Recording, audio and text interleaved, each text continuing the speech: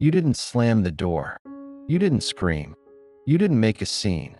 You just stopped talking, stopped explaining, stopped overgiving, stopped holding space for someone who never once tried to meet you halfway.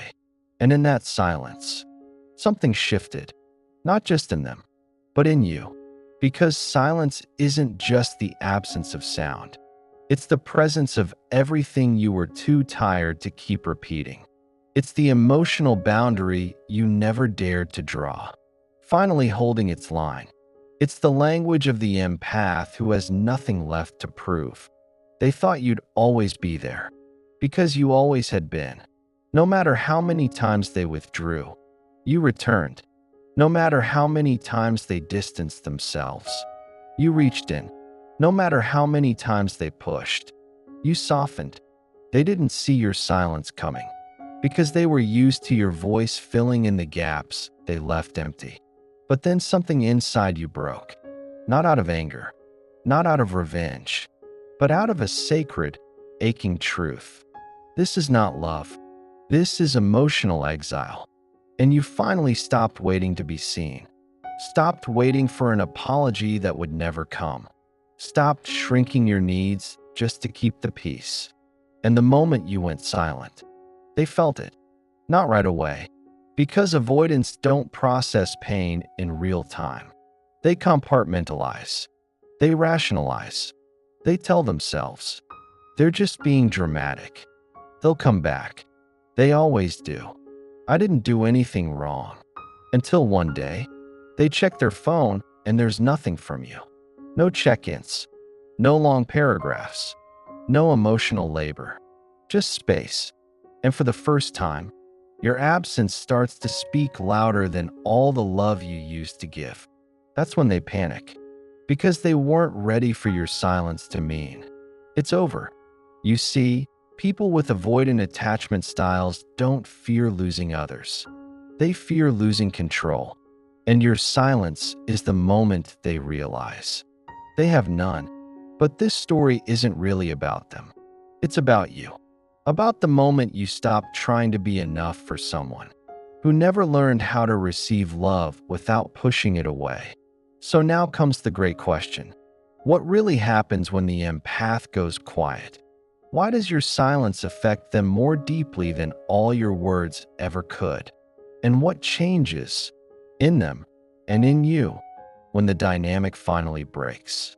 In this video, we're going to explore the psychology behind the avoidance delayed regret, why they underestimated the weight of your presence, and why your silence became the one thing they couldn't escape.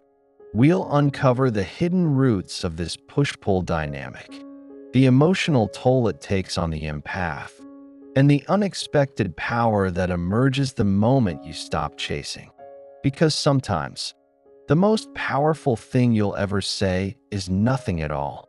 To understand why your silence echoes louder than your love ever did, we need to look beneath the surface, not just at the relationship, but at the wounds each person carried into it. This is not a simple story of someone ignoring you.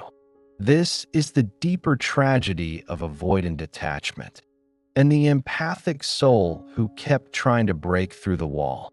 Let's start here. The avoidant doesn't avoid you. They avoid themselves, the parts of them that learned long ago that intimacy equals pain, that closeness equals pressure, that vulnerability is dangerous. And where did they learn that?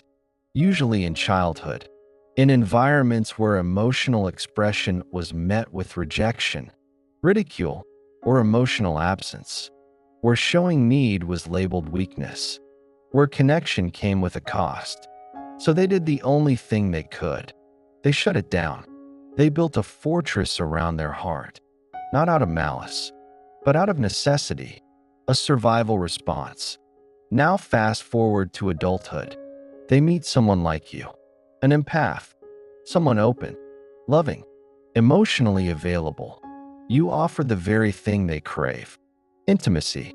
But to them, it feels like pressure, like exposure, like being seen in ways they've spent years avoiding. So they pull back. They go silent. They ghost. They say, "I'm not ready."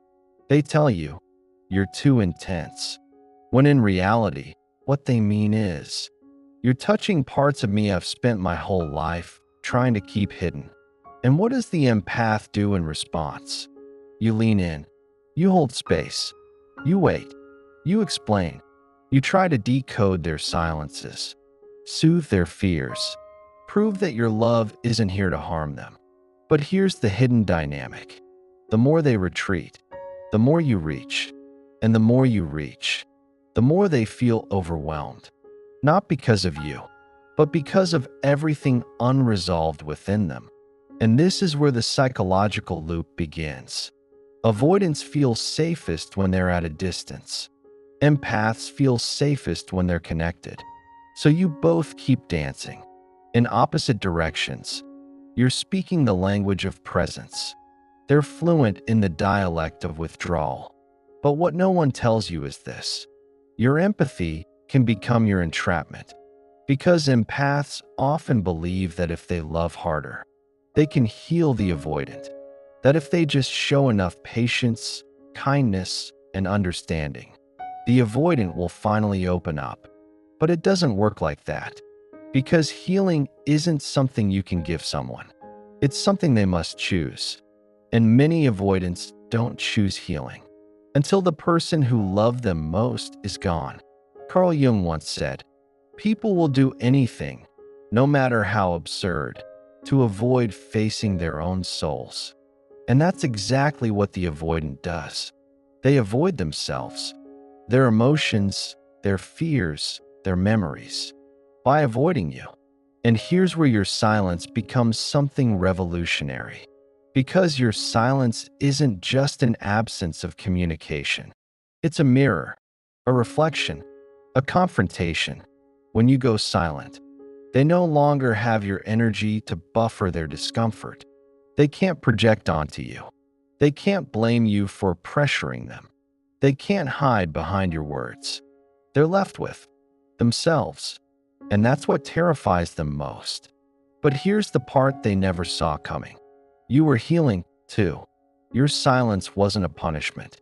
It was the voice of your inner child saying, "I'm tired of begging to be chosen." You finally saw that your overfunctioning wasn't noble. It was self-abandonment. You saw that your empathy wasn't always kindness. Sometimes it was a trauma response, a need to earn love in the same way you once had to as a child. And in that realization, you chose something radical, to break the cycle, to let silence speak where words had failed, to let go of the fantasy that your love could heal someone who wasn't even willing to hold it. So the problem isn't that you cared too much. It's that you kept offering your care to someone who didn't yet know how to receive it, without running from it.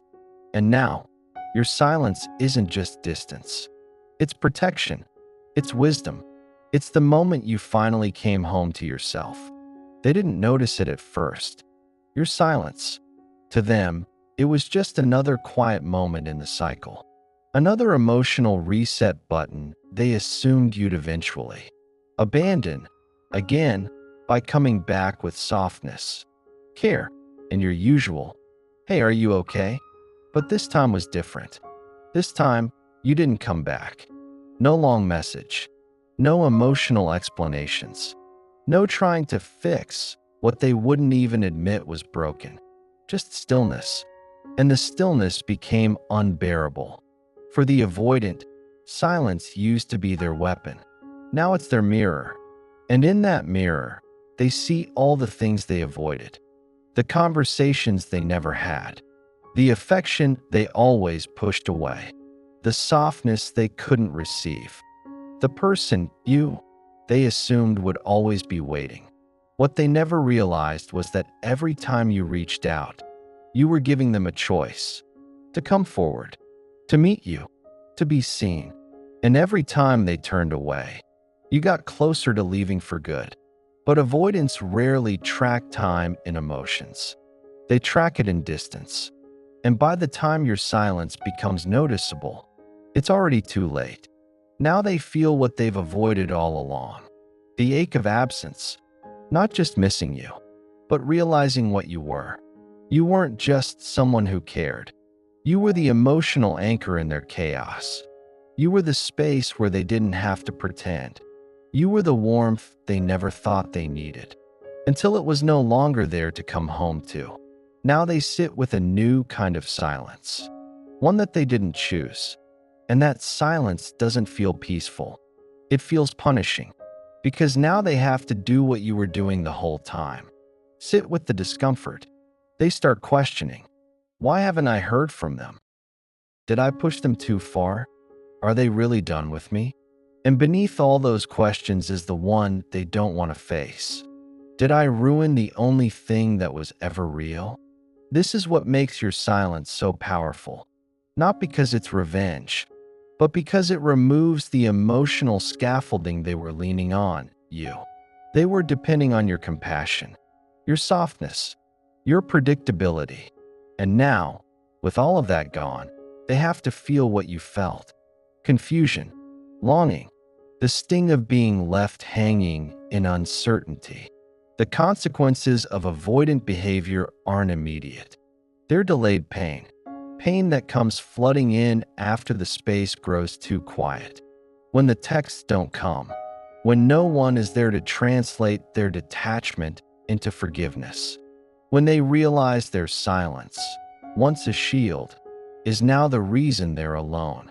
But while they're drowning in what they never said, you've already started healing. You've remembered how to breathe without explaining. You've remembered how to hold yourself without someone else needing to see it. You've stopped romanticizing pain as depth. And slowly, the fog lifts. You see that your silence wasn't the end. It was the beginning. The beginning of you rising out of emotional servitude into emotional sovereignty. And this is what they never expected, that your silence would be the doorway to your power.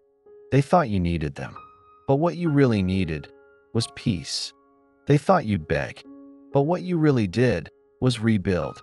They thought silence meant hesitation, but it meant liberation. This is the aftermath of awakening. One person finally sees what they lost. The other finally sees what they never had to prove. And now they may reach out, not out of clarity, but out of shock, not out of readiness, but out of regret. But you're not who you were when you left. You're no longer available for people who only feel your value through absence. You're no longer willing to trade your peace for someone else's delayed growth. This is the consequence, not because you wanted them to suffer, but because you finally stopped suffering in silence yourself. It's not easy. The moment you stop performing the role you never auditioned for, the fixer, the forgiver, the emotional healer for someone who never learned how to sit with themselves. But eventually, you stop. Not because you're cold, not because you stopped loving, but because you started waking up. This is where the rebellion begins. Not the dramatic kind, not a storm of blocked numbers or angry texts, but the quiet kind, the soul-deep kind, the kind that says, I am no longer abandoning myself in the name of connection, because maybe you didn't realize it at first, but every time you over-explained, you were betraying your own intuition. Every time you waited in silence for them to reach back, you were telling your nervous system that neglect was normal. Every time you softened your voice so they wouldn't pull away, you were silencing the part of you that was screaming, this doesn't feel safe. But silence, when it comes from a healed place, is no longer a plea for them to notice you. It becomes your freedom. You begin to realize you're not here to be a mirror for someone who refuses to look. You're not here to decode avoidance like it's a love language.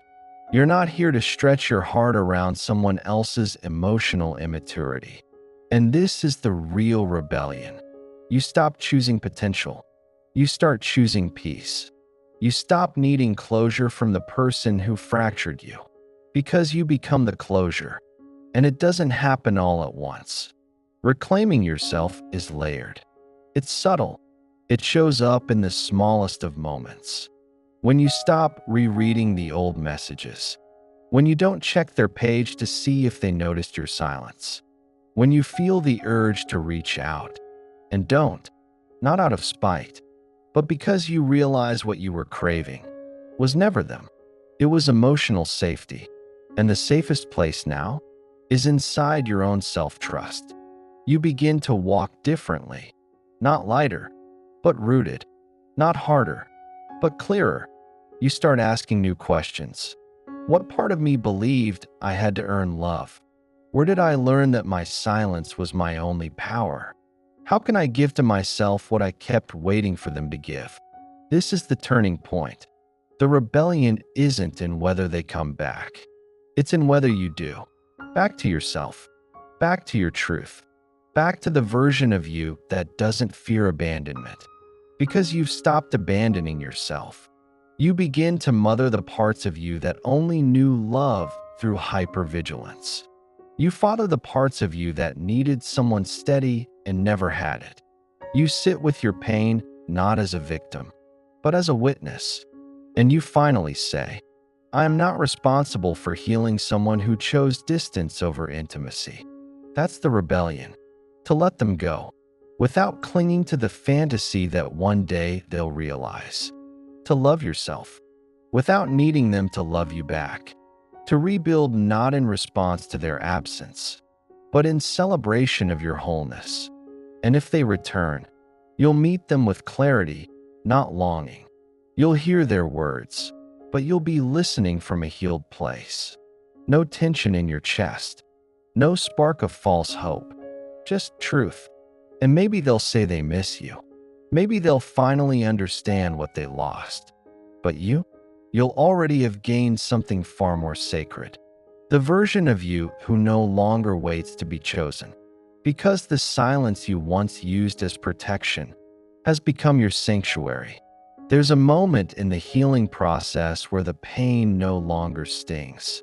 Because it's been understood, not bypassed, not ignored, but fully met. And in that stillness, you finally see the truth. They didn't lose you when you went silent. They lost you long before, when they made you question whether your love was too much. You didn't walk away to punish them. You walked away because staying meant betraying yourself. And now, you've become someone else. Someone who doesn't chase potential. Someone who doesn't confuse distance with mystery. Someone who doesn't wait to be seen by someone. Who's still afraid of their own reflection. You used to believe that love meant holding on. Now you understand. Real love never makes you let go of yourself. That's the ultimate truth. That the silence you gave them was never about creating pain. It was about reclaiming peace. It wasn't emptiness. It was space. It wasn't cruelty. It was clarity. And that clarity has taught you something no relationship ever could. That love is not just about staying. It's about being met. Not chased. Not proven. Not earned. Met. Fully. Freely. Without resistance. And here's the part that breaks the cycle for good. You stop needing them to understand. You stop waiting for the apology. You stop needing to be remembered. Because you've finally remembered yourself. They may come back. With questions. With confusion. With stories about how they've changed. But now you see through it all. Not with anger, but with awareness. You understand they didn't mean to hurt you. But they also didn't do the work to keep you. And that distinction is where your freedom begins. You were the emotional anchor. The mirror. The safe place they didn't know how to hold. And the most powerful realization is this. You were never too much. They were just too unfamiliar with real intimacy to receive you. They didn't fear losing you. They feared what being truly seen by you meant for them. Because you didn't just love them. You saw them. And that level of presence terrifies people who are still hiding from themselves. But now, you're done hiding, too. You no longer shrink for people who can't match your emotional depth. You no longer apologize for your intuition. You no longer stay in half love waiting for someone to meet you in full. And that's what changes everything. Because once you've sat in silence and made peace with your own worth, you become unreachable to anyone who only saw it after it was gone. You don't hate them. You simply outgrow the version of you that needed their attention to feel whole. You begin to attract something else. People who don't fear your silence because they meet you with presence. People who don't run from your depth because they have depth too. People who don't confuse calm with distance because they've made peace with their own inner world. This is what your silence taught you, that the ones who are meant for you will never make you beg for clarity. They will sit with you in stillness and still stay. You gave everything you had, and when it was no longer enough for them, you gave yourself something you'd never given before, your own loyalty, and that was the loudest love of all.